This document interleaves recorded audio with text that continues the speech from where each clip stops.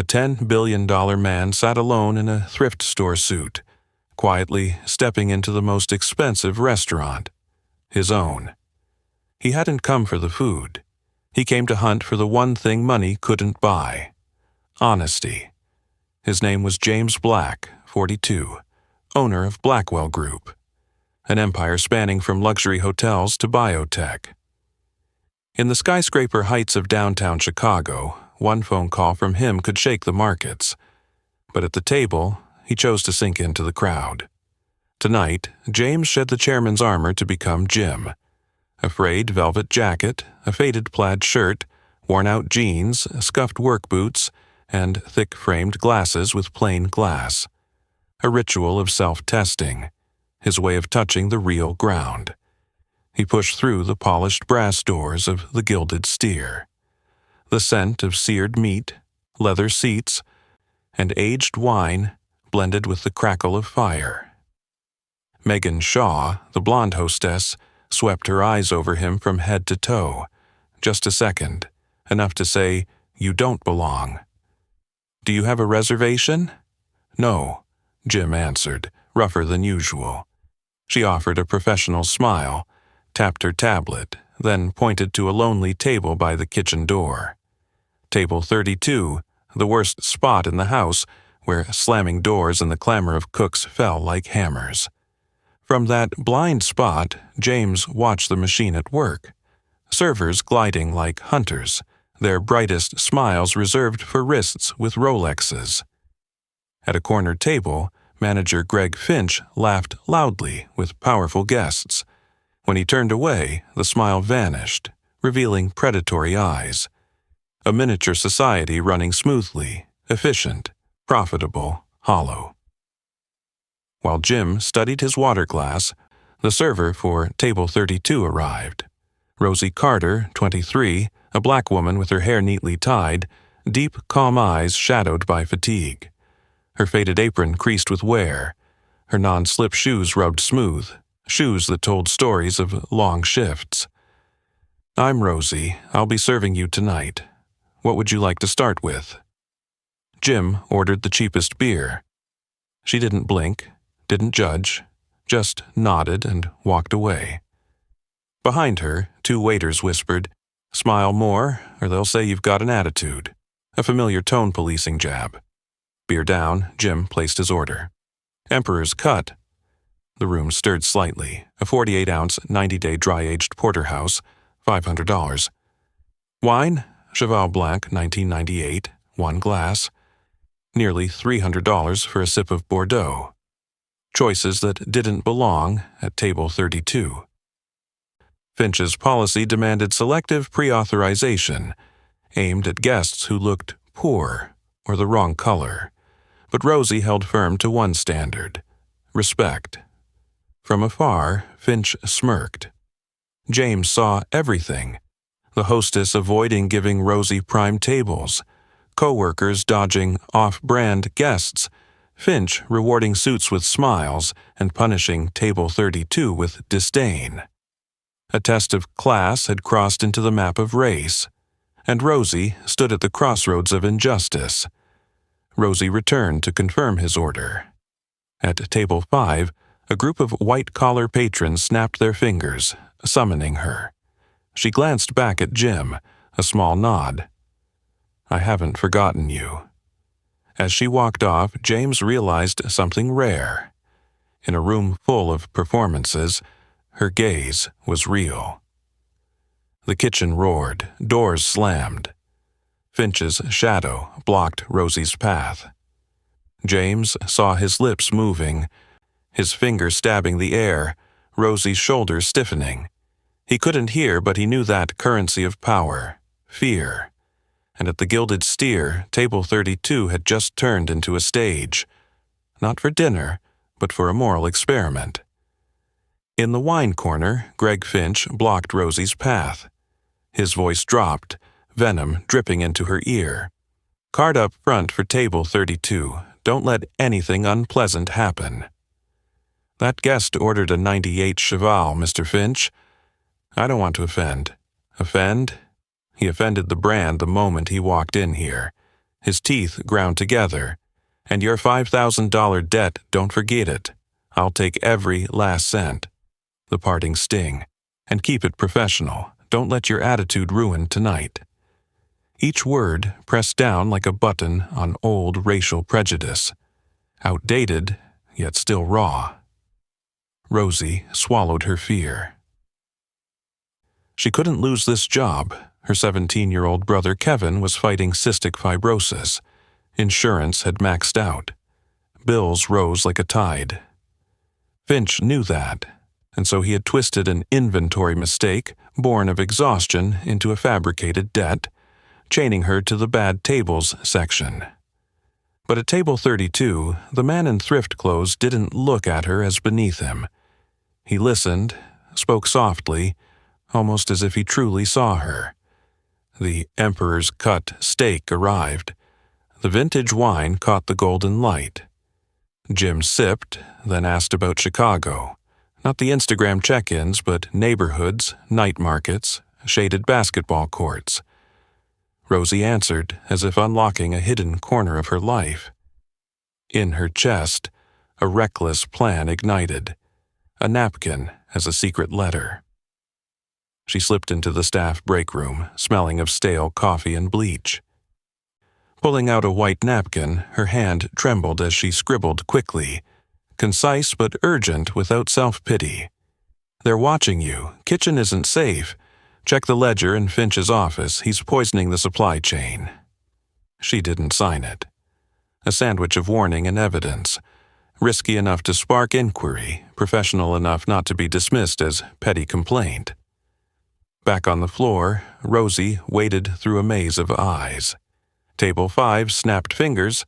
Table 7 called for more wine. Table 12 asked about truffle sauce. Finch lingered near the host stand, his gaze sweeping like a camera. Rosie reached table 32. "Anything else you need, sir?"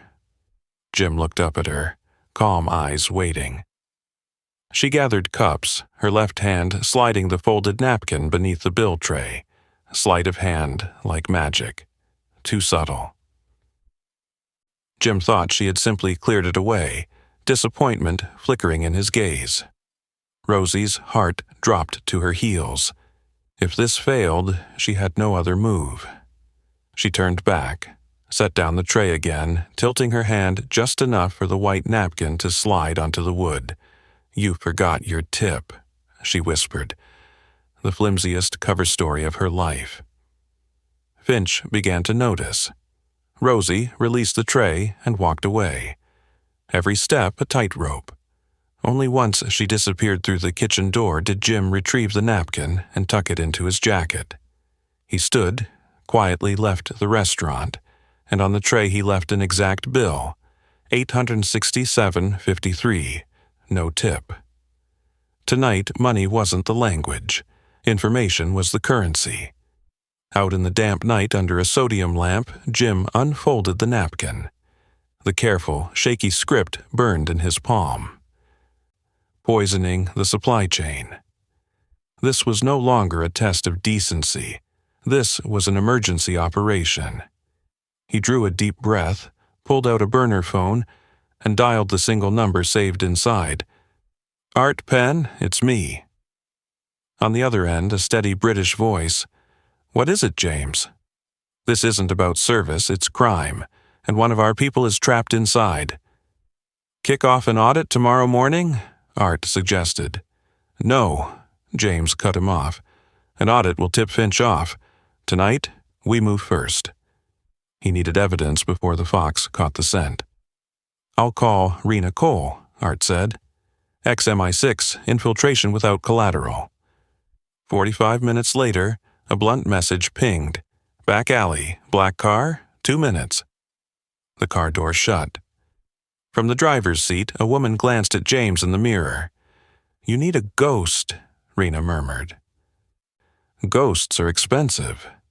I can pay." "Tonight we're not breaking in," she said, tossing him a sparkle-clean uniform. "We walk through the front, like janitors." Art had already inserted 2 extra employees into the cleaning company's schedule. just enough paperwork to slip past surface checks. 1:05 a.m. The service door of the Gilded Steer swung open. The air reeked of grease and bleach. James pushed a mop bucket, earpiece in, eyes scanning the corridor. Rena crouched before a cheap hallway camera, pressed a small device. The feed looped, clean and seamless. She flicked a cold light over the motion sensors, clipped wires, patched magnetic dampers. "To Finch's office," she whispered. Inside, shelves stacked with unopened leadership books. Rena swept a thermal scanner across the wall, smiled. "Safe. He's a vain man," James muttered. "Look for trophies, photos, anything tied to his ego." "Little League 2023, Rena read aloud. "Jersey number 1. Try the date on the base." Click. The safe door released. Inside, cash, passports, a black leather ledger. Rena pulled a pen camera, snapping each page. Invoices from Prime Organic Meats, absurd markups, delivery schedules in the shadows. Meanwhile, she slotted a data siphon into Finch's desktop, tunneling into a hidden encrypted partition. Every percent on the progress bar hammered James's pulse. Out in the hall, he played the dull janitor, but the entrepreneur in him noticed a shift schedule pinned under the desk. Rosie loaded with the worst tables, late shifts, low-tip probability sections, systematic bias glowing like highlighter ink. 02:46. Download complete. Rena returned the ledger to the safe, wiped prints, spun the lock with the same code. 2 cleaners rolled their carts down the corridor as if they'd never been there. The service door shut behind them. The Chicago night swallowed the secret hole. In the car, Rena transmitted the encrypted packet. On the other end, Art's team poured the data into a secure server. James leaned back, for the first time letting fear wash through him. If they'd come a night later, Finch could have buried it all. He thought of Rosie, a black woman standing alone against a machine of prejudice and corruption, and still daring to risk everything with a napkin. 03:25. Art called back. "The data's unraveling. Looks like Prime Organic is a shell company." James nodded. "Tomorrow morning," he said, "we return, not with a mop." The dashboard lights carved his face. Jim was gone. The night had given him evidence. Dawn would bring justice. As the sun carved its first streaks across the glass towers, the data cracked open its poison. Art reported, "Prime Organic Meats is a shell. The real plant is Westland Meats. Shut down 6 months ago for severe contamination. Finch bought the condemned stock cheap, flipped it as premium cuts, and funneled the money through a pipeline." James clenched his fist. And the encrypted partition? Video his insurance collection. The screen froze on a frame. Finch in his office, Rosie across from him, her shoulders drawn tight. His voice crawled deep. "Who do you think will believe you? Keep it professional if you don't want security escorting you out." No slur uttered outright, but every shadow carried its weight. Bias, intimidation, the threat of force. 11:45. 2 black SUVs rolled up to the Gilded Steer's doors. The rhythm of lunch prep stuttered. Finch, expecting VIP guests, rushed out, smiles preloaded. The smile died when James Black stepped down, flanked by Art Penn and 2 agents. The crowded room fell into vacuum silence. James walked straight to table 32. "I dined here last night," he said, his voice flat, cold. "And last night I saw everything." Inside Finch's office, James pointed at the Little League trophy. "Here, isn't it?" Finch's face blanched. "I don't." Art laid a tablet on the desk, the photographed ledger, fake invoices, Westland manifests, delivery schedules, price gaps. and finally the still frame of Finch threatening Rosie. Finch stammered, "She's in on it. She doctored the books." James opened the door. "Rosie, come in here with me." She stood on the threshold, menus still in her arms. Her eyes swept over James. Not the man in the frayed velvet jacket from last night, but the chairman in a slate gray suit, steady as stone. "Rosie," James said, his tone softening, "he claims you're an accomplice." She looked at the tablet, at the trembling man, then down at her worn shoes. "He forced me. He used Kevin's illness to bind me. I altered the books because I was afraid of losing my job, not because I wanted to steal from anyone." Her voice began in a whisper, then sharpened into clarity. "That's enough." An agent nodded to James. The cuffs snapped shut on Finch's wrists. A murmur rippled across the floor like wind through a field. Outside, FDA vans stood waiting, a surprise inspection order drawn like a scalpel. James turned back to the main hall. Facing the staff lined along the bar, he spoke each word clean and clear.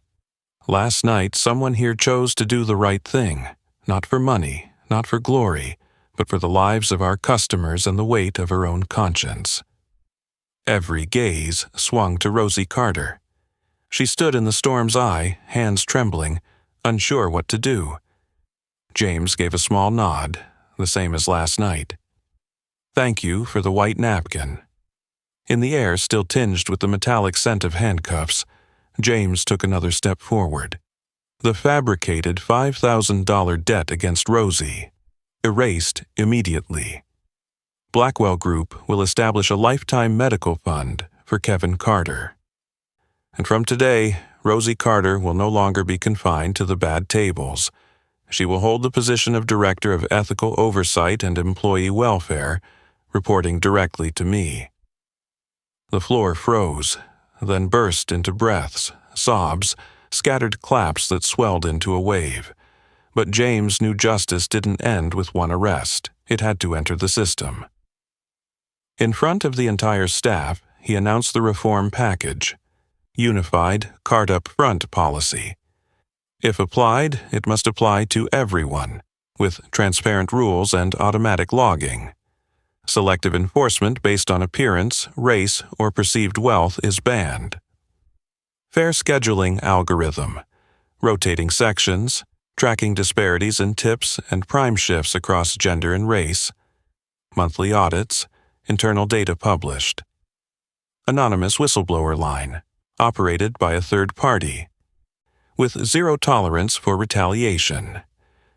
Mandatory bias training for managers and front-of-house staff. Leadership KPIs tied to safety, fairness, compliance. Clean supply chain, mandatory traceability, surprise supplier checks. A rapid response food safety team reporting directly to Rosie and Art. Restitution for systemic bias. Reimbursement of tips and hours to employees who were shortchanged. James turned to Rosie. "You don't need to risk everything on a napkin to be heard anymore," he said. "From now on, the system will listen." Rosie smiled through tears, her hands clasped tight as if holding Kevin. She understood. The title wasn't a personal reward, but a pledge. To turn one woman's courage into a common standard for those who came after, those who might also carry the double burden she bore. Poverty and black skin. By noon, the Gilded Steer reopened. Table 32 had sturdier legs and shock pads beneath it, a small detail James insisted on, because respect begins with the first touch. A customer walked in, old coat on his back, uncertain eyes scanning the room. The hostess smiled genuinely, not performative, and led him to the center of the floor. At the bar, a new poster hung, "Respect is the standard of service." Last night, a napkin rang the alarm. Today, procedure answered. James stood beside Rosie at the edge of the hall. "I came here to test people," he said. But you ended up testing me." Rosie glanced at table 32, the spot where a small trial had erupted into a corporate surgery. "What is wealth, really?" she asked, half in jest. James answered without hesitation. "It's the ability to fix what's wrong, quickly, decisively, and with people at the center." Outside, Chicago exhaled a long breath, as if laying down a burden. Inside, the kitchen hummed again, cleaner, fairer, and maybe more honest. And somewhere, a boy named Kevin would breathe easier tonight. And that is the story of James Black and Rosie Carter, how a single napkin exposed an entire network of corruption, bias, and deceit. From one ordinary dinner, everything turned into a turning point for justice and the transformation of an empire. So tell me, if you were in Rosie's shoes, would you have the courage to slip that napkin across? Share your thoughts in the comments below. I'd love to hear your perspective. If this story moved you, don't forget to hit like, share it with your friends to spread the message of justice and fairness, and subscribe so you won't miss the next inspiring story.